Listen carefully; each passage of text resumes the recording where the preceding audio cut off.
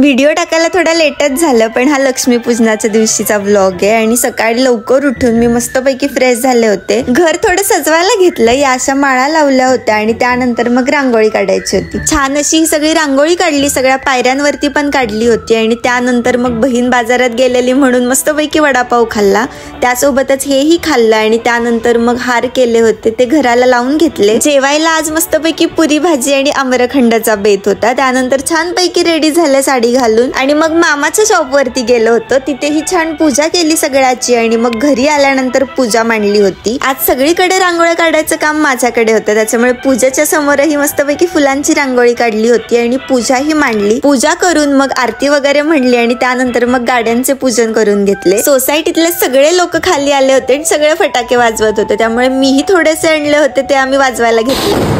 मी इकडे हा पावसाळा लावला होता आणि तिकडे कोणीतरी फटाके लावलेले, तो उडून दुसऱ्यांकडे गेला जिथे सगळे माणसं उभे होते तिथे आणि गोंधळत चालू होता. मग जास्त काही आणले नव्हते, मी थोडेसेच आणलेले ते वाजवले कारण की जास्त पोल्युशन नाही करायचंय. सो भेटूया आता नेक्स्ट व्लॉग मध्ये, तोपर्यंत बाय.